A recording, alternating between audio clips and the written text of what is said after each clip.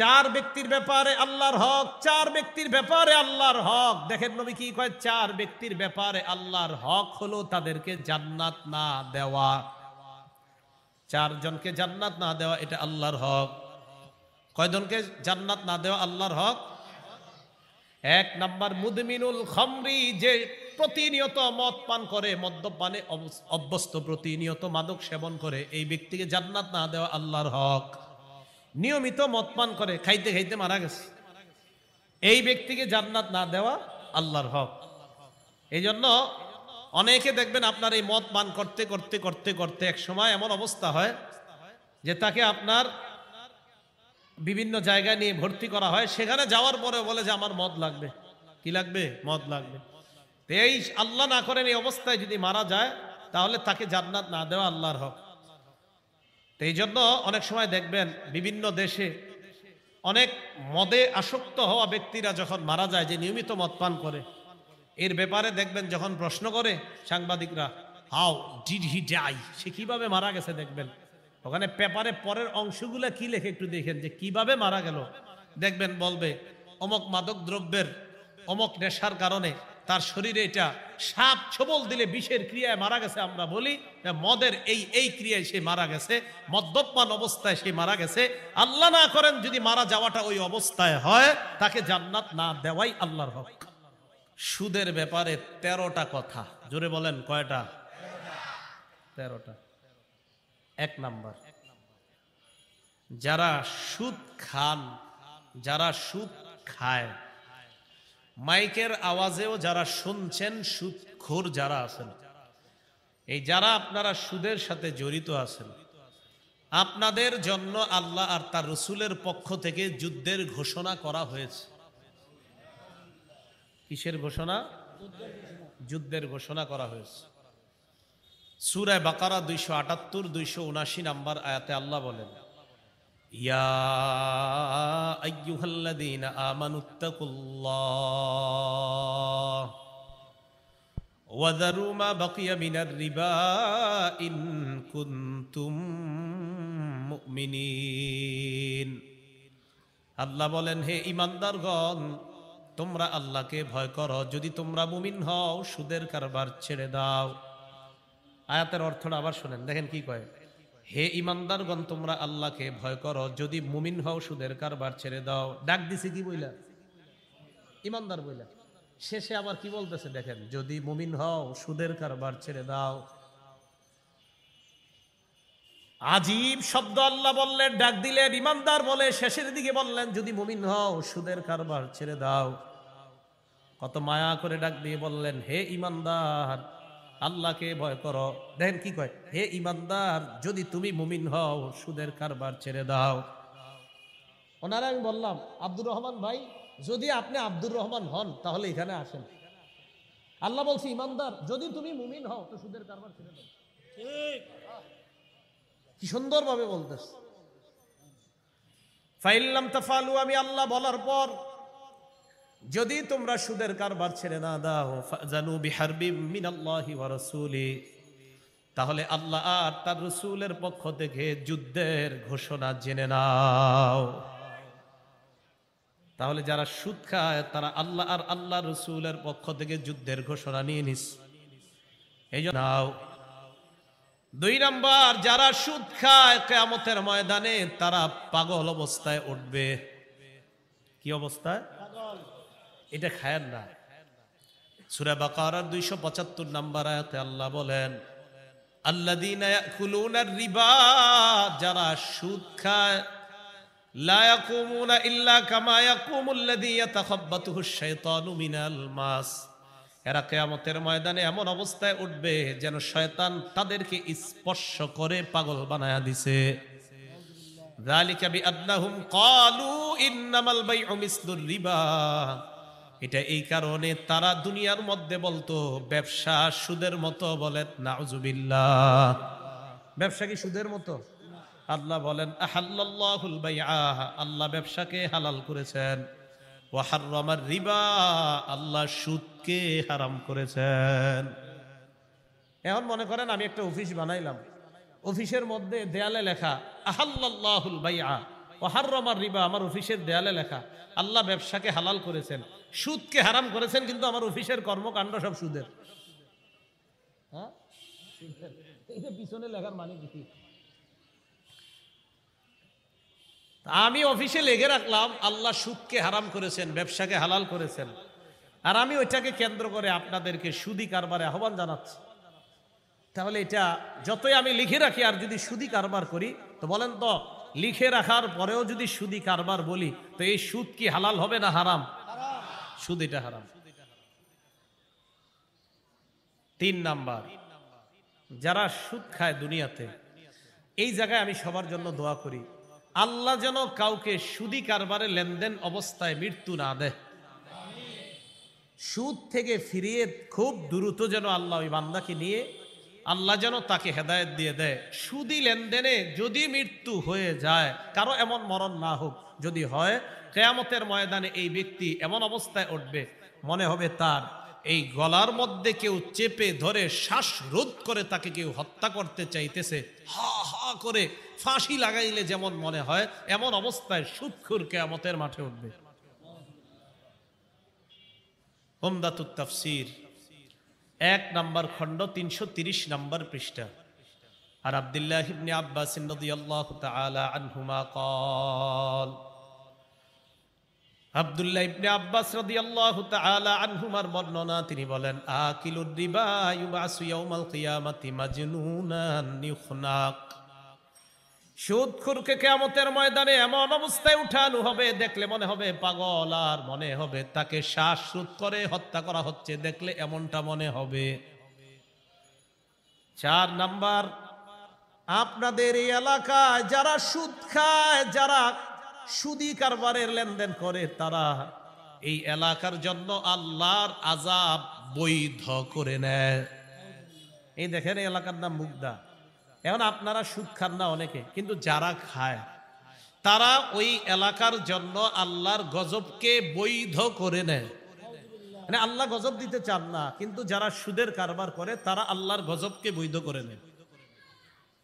আত-তারগীব ওয়াত-তারহীব কিতাবের নাম, 3 নাম্বার খণ্ড, 69 নাম্বার পৃষ্ঠা, 59 নাম্বার পৃষ্ঠা।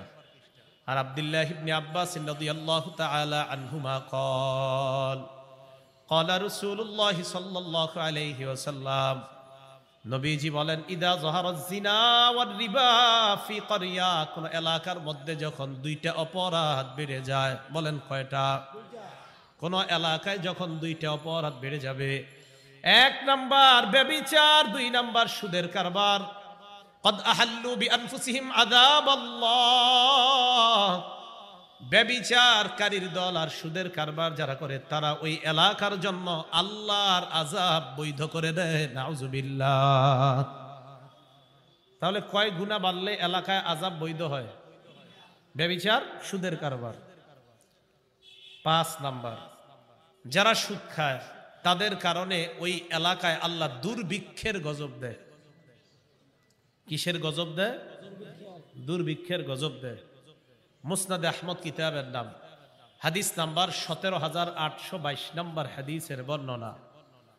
আন আমর ইবনুল আস রাদিয়াল্লাহু তাআলা আনহু قال, আমর ইবনুল আস রাদিয়াল্লাহু তাআলা আনহুর বর্ণনা, মা মিন কওমিন ইয়াজহারু ফীহিমুর রিবা ইল্লা উখিযু বিস-সানা, কোন এলাকার মধ্যে যদি সুদের কারবার বেড়ে যায়, ওই এলাকার মানুষগুলাকে দুর্ভিক্ষের গজব দ্বারা পাকড়াও করা হয়, দুর্ভিক্ষের গজব তাদের উপর চাপিয়ে দেওয়া হয়।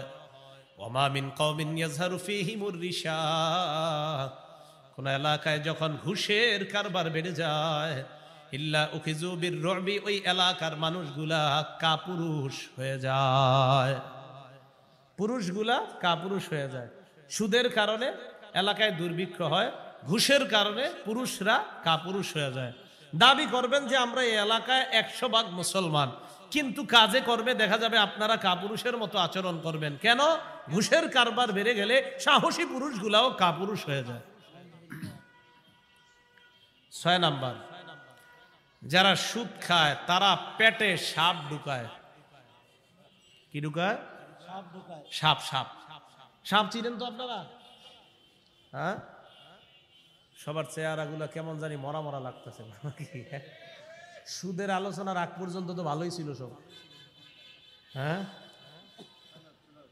এখন দেখি একটু আরে চলবে তো অবশ্যই, চেহারা কালো হলেও চলবে, না হলেও চলবে, এই টেনশন করি না।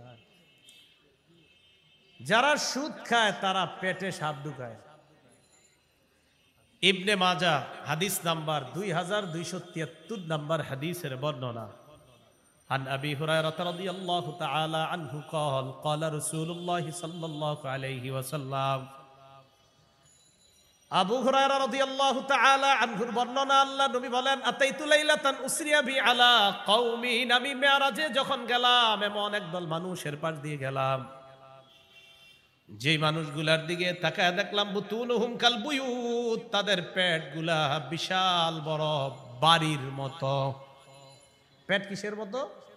বাড়ি। ফিহা আল হাইয়াত তুরা মিন খারিজি বুতুনিহিম, আল্লাহ নবী কয় বাহির থেকে তাকায় দেখি তাদের পেটের মধ্যে বিশাল বড় বড় সাপ দৌড়ায়। বাহির থেকে সাপ দেখা যাইতেছে, সাপ দৌড়ায়। ফাকুলতু মান হাউলা ইয়া জিবরিল, আমি প্রশ্ন করলাম জিবরিল এরা কারা? জিবরিল জবাব দেয়, হাউলা ই আকালাতুর রিবা ইয়া রাসূলুল্লাহ, হুজুর এরা হলো সুদখোরের দল, নাউজুবিল্লাহ। সুদ খাওয়া মানে পেটে সাপ ঢুকানো। ভাই এই অপরাধটা কইরেন না, এতে আপনার দুনিয়াও বরবাদ হয়ে যাচ্ছে, আখেরাতও বরবাদ। আপনি কার জন্য সুদ খান? আপনি এই হারামটা কার জন্য নিচ্ছেন? আপনার ছেলে মেয়ে বিবির জন্যই তো। আগের জামানায় মানুষ মারা গেলে মানুষ মানুষকে মনে রাখতো, কিছুদিন মোটামুটি মনে রাখতো। এই যুগে মারা গেলে কিন্তু আজকে মারা গেছেন না, কালকে সকাল থেকে আপনার ছেলে আপনার মনে রাখবে না, ও ওর মতো ওর মোবাইল টোবাইল নিয়ে ব্যস্ত হয়ে যাবে, আপনারে মনে রাখবে না। আপনি কার জন্য সুদ খাইতেছেন? আপনি বিশ্বাস করেন না, আপনি মারা যাওয়ার সাথে সাথে দুনিয়া ওর ঠিক মতো চলবে, আপনি চলে গেলেন, আপনার খোঁজও নিবে না। আপনি মারা গেছেন, শেষ, আপনি মাটির নিচে। 1 বছর পরে মুগ্ধা পুরা এলাকাও ভুলে যাবে আপনি যে এলাকার কেউ ছিলেন। তা আপনি কার জন্য এটা করতেছেন? এই হারামে আপনি হাত দিয়েন না। যারা ছেলে মেয়ে আছেন আপনারা আপনার বাবাকে বলেন, আব্বা বছরে 12টা শার্ট পাঞ্জাবি গেঞ্জি দেওয়া দরকার নাই, হালাল টাকায় পারেন আমাকে সামান্য কিছু দিয়েন, হারাম আমার পিছনে আপনি খরচ করেন না। মা বোন মেয়েরা যারা আছেন আপনি আপনার বাবাকে বলেন, স্ত্রী যারা আছেন আপনার স্বামীকে বলেন, তুমি আমার জন্য হালাল টাকায় যা পারো আমাকে খাওয়াবা, পরাবা, সামান্য হারাম আমার পিছনে খরচ করবা না। আমি আশাবাদী কোনো বিবি তার স্বামীকে যদি এটা বলে, কোনো ছেলে আর মেয়ে যদি তার বাবাকে এটা বলে, আমি আশাবাদী ইনশাআল্লাহ ওই বাবা ওই স্বামী সুদের কারবার থেকে ফিরে আসবে। কেন? কারণ তিনি তো সুদের কারবারের টাকা বাড়াচ্ছে তাদের জন্য। তো এই গেল 6 নাম্বার। 7 নাম্বার, যারা সুদ খায় তারা আপন মাকে বিয়ে করে। আপন মায়ের সাথে বিয়ে কি জায়েজ? হারাম না? হারাম, জিনা, ব্যভিচার। ইবনে মাজাহ 2274 এবং 2275 নাম্বার হাদিসের বর্ণনা, আর রিবা সাবউনা হুবা, সুদের গুনাহের শাখা হলো 70টা। বলেন সুদের গুনাহের শাখা কয়টা? আইসারুহা আইয়ান কি হার রাজুল উম্মা, সবচাইতে নিম্ন শাখা হলো আপন মাকে বিয়ে করা। আমি মাঝে মাঝে চিন্তা করি 70টা শাখার মধ্যে যদি সবচাইতে নিম্ন শাখা হয় আপন মাকে বিয়ে করা, বাকি 69টা না জানি আরো কঠিন। এটা যদি নিম্ন হয় তো বাকি 69টার কি অবস্থা হবে? এই গেল 7 নাম্বার। 8 নাম্বার, সুদ খাওয়া মানে আপনার দুনিয়া নষ্ট হওয়া, আখিরাত নষ্ট হওয়া। সহিহ বুখারীর বর্ণনা 2766 নাম্বার হাদিসের বর্ণনা, ক্বালা রাসূলুল্লাহ সাল্লাল্লাহু আলাইহি ওয়াসাল্লাম, নবীজি বলেন, ইজতানিবুস সাবআল মুবিকাত, আল্লাহ নবী বলেন তোমরা 7টা ধ্বংসকারী অপরাধ থেকে বাঁচো। বলেন আমাদেরকে ধ্বংস করে কয়টা অপরাধ? 1 নাম্বার শিরকু বিল্লাহ, আল্লাহর সাথে শিরিক করা। এটা আমাদের দুনিয়া নষ্ট করে দেয়, আখিরাত নষ্ট করে দেয়। আল্লাহর সাথে কি করা? এর জোরে বলেন তো, আল্লাহর সাথে শিরিক করা যাবে না। আমাদের অবস্থা কি জানেন? আমার নাম আব্দুর রহমান, আব্বার নাম আব্দুর রহিম, মার নাম রহিমা, জামিলা, কুলসুমা। তা আমি মনে করি আমি তো মুসলমান, আমার বাপ মুসলমান, মা মুসলমান, অথচ আমি পীরের পায়ে সেজদা দেই। আমি যদি মাজারে সেজদা দেই, আমার নাম মুসলমান হলেও আমার পরিচয় হবে মুশরিক। সেজদা কাকে দিতে হবে? আল্লাহকে দিতে হবে। তো যেই অপরাধ আমাদেরকে ধ্বংস করে দেয়, 1 নাম্বার শিরিক করা, 2 নাম্বার সিহরু জাদু করা, 3 নাম্বার অকাতুন নাফসিল্লাতি হারামাল্লাহু ইল্লা বিল হক, অন্যায়ভাবে কাউকে হত্যা করা, 4 নাম্বার আকলুর রিবা, সুদ খাওয়া, 5 নাম্বার আকলু মালিল ইয়াতীম, এতিমের সম্পদ অন্যায়ভাবে ভক্ষণ করা, 6 নাম্বার তাওয়াল্লি ইয়াউমাজ জাহফি, জিহাদের ময়দান থেকে পলায়ন করা, 7 নাম্বার অকসফুল মুহসানাতিল মুমিনাতিল গাফিলাত, সতী সাদী সহজ সরল কোন মুমিন নারীর উপর মিথ্যা অপবাদ দেওয়া। এই 7টা অপরাধ আমাদের জীবনটা নষ্ট করে দেয়, আখিরাত বরবাদ করে দেয়। 7-এর মধ্যে একটা হলো সুদ খাওয়া। সুদ যারা খাবে, দুনিয়ার পরিবারটাও নষ্ট হবে, আখিরাত তো নিজের বরবাদ হবে, পেটে সাপ ঢুকাবে, আরো কত ধরনের আযাব আছে। আল্লাহ আমাদের এই পুরা সমাজকে এই ভয়ঙ্কর অপরাধ থেকে বেঁচে থাকার তৌফিক দান করেন। 9 নাম্বার, সুদ খাওয়া অবস্থায় যার মরণ হয়, আল্লাহর কাছে দোয়া করি, আল্লাহ কোন মুসলমান যেন সুদ খাওয়া অবস্থা, তার সুদি কারবারে লেনদেন আছে, এই অবস্থায় যেন কারো মরণ না হয়। আল্লাহ যেন ফিরিয়ে আনে, সবাই বলেন আমিন। আল্লাহ যেন ফিরিয়ে আনে, বলেন আমিন। আল্লাহ না করেন যদি সুদের সাথে লেনদেন অবস্থায় মারা যায়, তাকে কবর দিয়ে আসার পর সে একটা নদীর মধ্যে সাঁতার কাটা শুরু করবে, ওই নদীটার মধ্যে রক্ত থাকবে, এই রক্তের নদীতে সাঁতার কাটতে কাটতে বারবার কিনারায় উঠতে চাবে, বারবার কিনারা থেকে তাকে আঘাত করা হবে, আবার নদীর মাঝখানে আসবে, এভাবে চলতেই থাকবে, কোনোদিনও নদীর কিনারায় সে বুঝতে পারবে না। দলিল সহিহ বুখারী 2085 নাম্বার হাদিসের বর্ণনা। আন সামুরাত ইবনে জুনদুব রাদিয়াল্লাহু তাআলা আনহু قال قال رسول الله صلى الله عليه وسلم, সামুরা ইবনে জুনদুব রাদিয়াল্লাহু তাআলা আনহু বলেন, ফজরের নামাজের পর আল্লাহ নবী আমাদেরকে একদিন একটা রাতের ঘটনা শোনাইলেন। নবীজি বললেন, রাআইতুল লাইলাতা রাজুলাইন আতায়ান, আমি 2 ব্যক্তিকে দেখলাম আমার কাছে আসছে, ফাখরাজানি ইলা আরদিন মুকদ্দাসা, আমাকে একটা পবিত্র জমিনের কাছে নিয়ে যায়। পবিত্র ভূমির কাছে যাওয়ার পর নবীজি বলেন, আমরা 3 জন চলতে লাগলাম, ফানতালাকনা হাত্তা আতাইনা আলা নাহরিম মিন দাম, চলতে চলতে একটা নদীর কাছে গেলাম, ওই নদীর মধ্যে তাকিয়ে দেখলাম নদীর মধ্যে রক্ত আর রক্ত। আমাদের দেশে নদীতে কি আছে? পানি আছে। নবীজি বলেন, ওই নদীর মধ্যে আমি দেখলাম রক্ত আর রক্ত। হঠাৎ আমি দেখলাম নদীর মাঝখানে এক ব্যক্তি দাঁড়িয়ে আছে, ফিহি রাজুলুন কাইম, এটা নদী মনে করেন, মাঝে এক ব্যক্তি, ওয়ালা ওয়াসতিন নাহরি রাজুলুন বাইনা ইয়াদাইহি হিজারা, নদীর কিনারায় আরেকজন, তার সামনে পাথর আর পাথর। ফাকবালা রাজুলুল লাযী ফিন নাহরি, নদীর মাঝখানের লোকটা নদীর কিনারার দিকে রওনা করছে। নদীর কিনারায় যিনি দাঁড়িয়ে আছে, রমার রাজুলু বিহাজারিন ফিহি, নদীর কিনারার লোকটা একটা পাথর নিয়ে সাঁতার কাটি লোকটার মুখ বরাবর মারে। রদ্দাহু হাইসু কানা, পাথরের আঘাতে লোকটা আবার নদীর মাঝখানে চলে যায়। নবীজি বলেন, কুল্লামা জা আলিয়াখরুজা, যতবার বের হতে চায় ততবার পাথরের আঘাত খায়, আবার নদীর মাঝখানে চলে যায়। জিবরিল আমিন আমাকে বলে, আল্লাযী রাআইতাহু ফিন নাহরি আকিলুর রিবা, ইয়া রাসূলুল্লাহ, আপনি যাকে নদীর মধ্যে সাঁতার কাটতে দেখলেন এটা হলো সুদখোর, নাউজুবিল্লাহ। আল্লাহ হেফাজত করেন। তো সুদি লেনদেন অবস্থায় যদি মারা যায়, একটু চিন্তা করেন কত ভয়ঙ্কর অবস্থা হবে। 10 নাম্বার, যে ব্যক্তি সুদ দেয়, যে ব্যক্তি সুদ খায়, যে সুদের কারবার লেখে, যে সুদের সাক্ষী দেয়, এই 4 শ্রেণীকে আল্লাহ রাসূল সাল্লাল্লাহু আলাইহি সাল্লাম অভিশাপ দেয়। যে সুদ খায়, যে সুদ দেয়, যে সুদের কারবার লেখে, যে সুদের সাক্ষী দেয়, এই 4 শ্রেণীকে আল্লাহ রাসূল অভিশাপ দেয়। নাসাই শরীফের 5103 নম্বর হাদিসের বর্ণনা। আন আলী ইবনে আবি তালিব রাদিয়াল্লাহু তাআলা আনহু আন্না রাসূলুল্লাহ সাল্লাল্লাহু আলাইহি ওয়াসাল্লাম লাআনা আকিলা রিবা ওয়া মুকিলা ওয়া কাতিবা, পরের বর্ণনায় ওয়া শাহিদা। আলী রাদিয়াল্লাহু তাআলা আনহু বলেন, আল্লাহ নবী সুদখোরকে অভিশাপ দেয়, সুদদাতাকে অভিশাপ দেয়, সুদের লেখককে অভিশাপ দেয়, সুদের সাক্ষ্যদাতা যে তাকে অভিশাপ দেয়। 4 শ্রেণীকে আল্লাহ নবী অভিশাপ দেয়।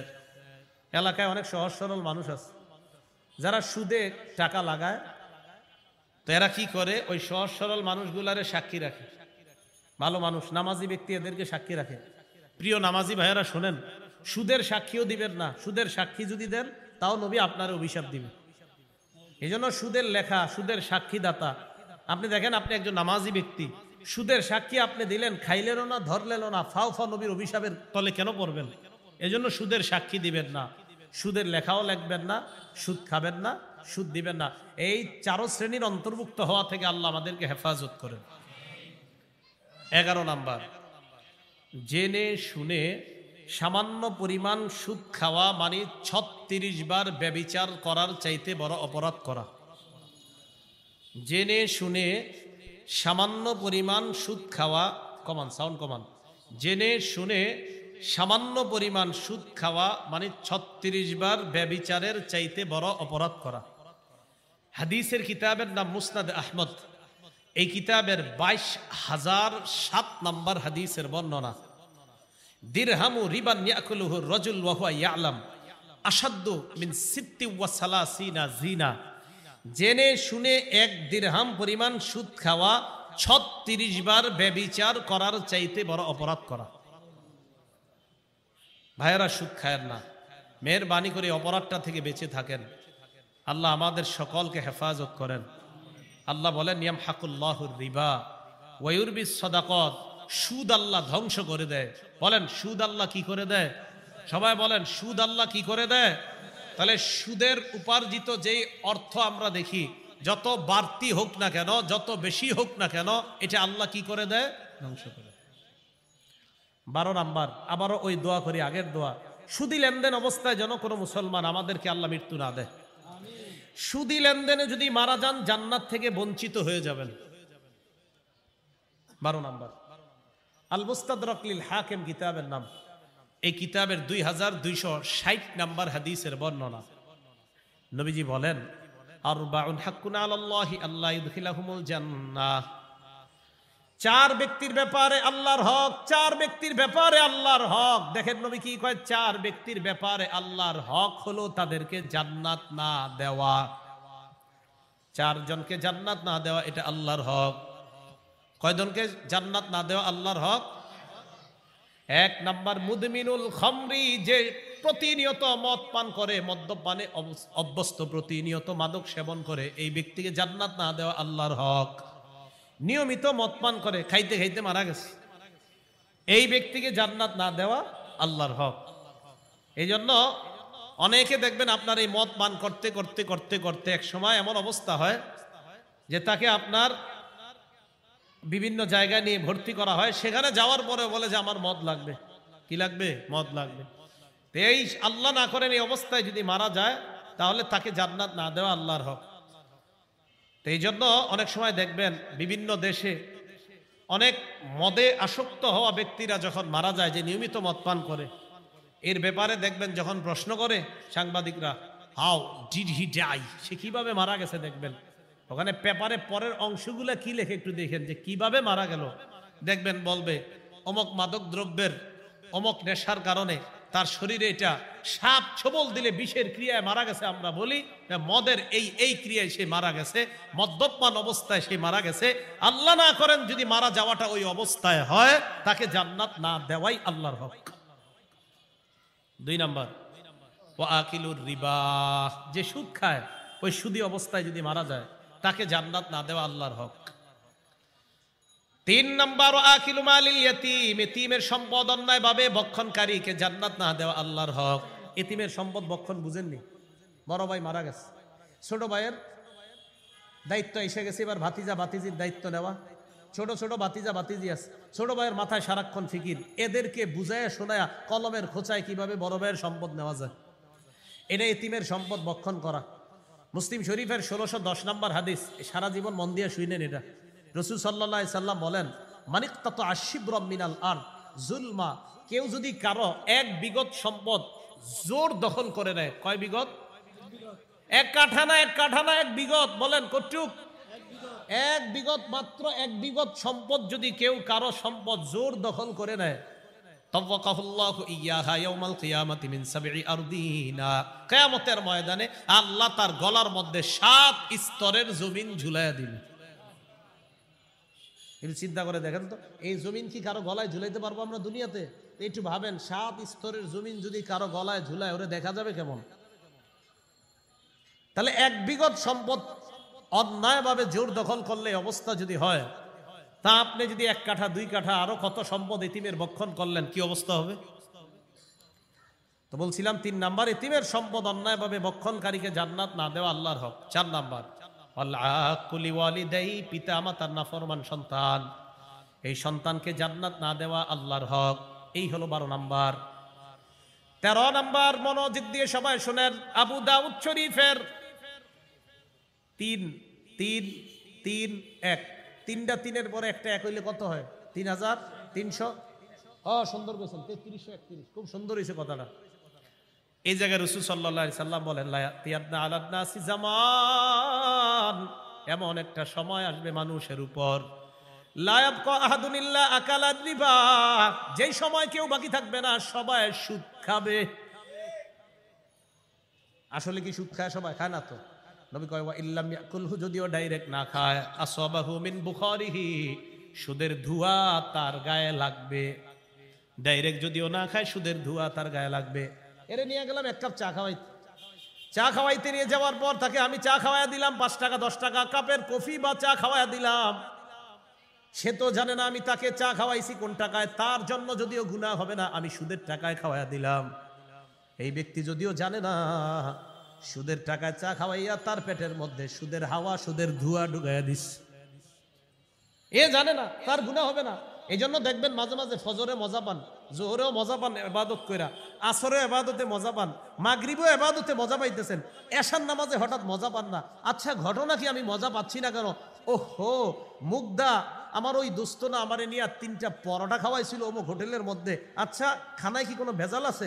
না, আমি খাইছি, আমি তো আর ভেজাল খাই নাই। আরে ভাই, আপনি তো খান নাই, আপনারে যে খাওয়াইছে সেটা তো জানেন না। ও সুদের টাকায় খাওয়ানোর কারণে 4 ওয়াক্ত নামাজে মজা পাইছেন, হারামের ধোঁয়া ভিতরে ঢুকার কারণে এশার নামাজে আর মজা পাচ্ছেন না। এই জন্য আমরা অনেকে জানি, তা খাইতে খুব সাবধান, খাবার খাইতে খুব সাবধান। পেটে যদি হালাল না যায়, আপনি গুনাহ হবে না যদিও আপনার, আপনার অজান্তে যদি হারাম কেউ দিয়ে দেয়, ইবাদতে মজা পাবেন না, আপনি জানবেনও না। আল্লাহ বুঝার তৌফিক দান করেন। তাহলে সুদের পদ্ধতিতে আমাদের সমাজের মধ্যে যে উপার্জনটা হয়, এটার নাম হারাম। বলেন, এটার নাম কি? আল্লাহ বলছে হালাল খাইতে, নবীজি বলছেন হালাল উপার্জন করতে। আল্লাহ বলেছেন হালাল খাইতে, হালাল উপার্জন করতে, নবী বলছেন হালাল খাইতে, হালাল উপার্জন করতে। হারাম উপার্জন থেকে নবী নিষেধ করেছেন। হারামের মধ্যে ভয়ঙ্করতম একটা পদ্ধতির নাম সুদি পদ্ধতি। এই পদ্ধতিতে যারা উপার্জন করি, 13টা ভয়াবহ অবস্থা। খুব সংক্ষেপে আবার নতুন করে যারা আসছি মনে রাখি। 1 নাম্বার, যারা সুদ খায়, আল্লাহ রসুলের পক্ষ থেকে তাদের জন্য যুদ্ধের ঘোষণা, সূরা বাকারা 278-279 নাম্বার আয়াত। 2 নাম্বার, যারা সুদ খায় কিয়ামতের ময়দানে পাগল অবস্থায় উঠবে, সূরা বাকারা 275 নাম্বার আয়াত। 3 নাম্বার, যারা সুদ খায় কিয়ামতের ময়দানে তাদেরকে শ্বাসরোধ করা অবস্থায় হত্যা করা হচ্ছে, এমন অবস্থায় উঠবে, ওমদাতুত তাফসীর 1 নাম্বার খণ্ড 330 নাম্বার পৃষ্ঠা। 4 নাম্বার, যারা সুদ খায় তারা এলাকার জন্য আযাব বৈধ করে নেয়, আত-তারগীব ওয়াত-তারহীব 3 নাম্বার খণ্ড 69 নাম্বার পৃষ্ঠা। 5 নাম্বার, যারা সুদ খায় তাদের কারণে এলাকায় দুর্ভিক্ষ আসে, মুসনাদে আহমদ 17822 নাম্বার হাদিস। 6 নাম্বার, যারা সুদ খায় তারা পেটে সাপ ঢুকায়, ইবনে মাজাহ 2273 নাম্বার হাদিস। 7 নাম্বার, যারা সুদ খায় তারা আপন মাকে বিয়ে করে, ইবনে মাজাহ 2274-2275 নাম্বার হাদিস। 8 নাম্বার, যারা সুদ খায় তাদের দুনিয়া ধ্বংস, আখিরাত ধ্বংস, সহিহ বুখারী 2766 নাম্বার হাদিস। 9 নাম্বার, যারা সুদ খায় মরণের পর কিয়ামত পর্যন্ত রক্তের নদীতে সাঁতার কাটবে, সহিহ বুখারী 2085 নাম্বার হাদিস। 10 নাম্বার, যে সুদ খায়, সুদ দেয়, সুদের সাক্ষী দেয়, সুদের লেখালেখি করে, তার উপর রাসূলের অভিশাপ, নাসাই শরীফ 5103 নাম্বার হাদিস। 11 নাম্বার, জেনে শুনে সামান্য পরিমাণ সুদ খাওয়া, 36 বার ব্যভিচারের চেয়ে বড় অপরাধ করা, মুসনাদে আহমদ 22007 নাম্বার হাদিস। 12 নাম্বার, সুদী অবস্থায় যদি মারা যায় কেউ, আল্লাহ এই মারানকে আমাদেরকে না দেখ, যদি কেউ মারা যায় তাহলে তার জন্য জান্নাত হারাম হয়ে যায়, জান্নাত থেকে সে বঞ্চিত হয়ে যায়। আল মুস্তাদরাক লিল হাকিম 2260 নাম্বার হাদিস। 13 নাম্বার, এমন একটা সময় আসবে যে সময় সবাই যদিও সুদ না খায়, সুদের হাওয়া অন্তত সবার গায়ে লেগে যাবে। আবু দাউদ শরীফ 3331 নাম্বার হাদিস। আল্লাহ আমাদের এই সমাজকে সুদ মুক্ত সমাজ হিসাবে যেন ইমাম ওলামা যারা আছে তাদের সাথে মিলে মিশে হারাম মুক্ত, বিশেষ করে সুদ মুক্ত একটা সমাজ যেন এই মুগদাবাসী, এই এলাকার আলেম ওলামা এবং আইন শৃঙ্খলা বাহিনী সহ এই এলাকার যারা উপরস্তরের লোক যারা আছে সবাই মিলে মিশে সুদ মুক্ত একটা সমাজ গড়ে আল্লাহর গজব থেকে যেন এই সমাজকে হেফাজত করতে পারি। আল্লাহ তৌফিক দান করেন। আমিন। আখিরু দাওয়ানা আনিল হামদুলিল্লাহি রাব্বিল আলামিন।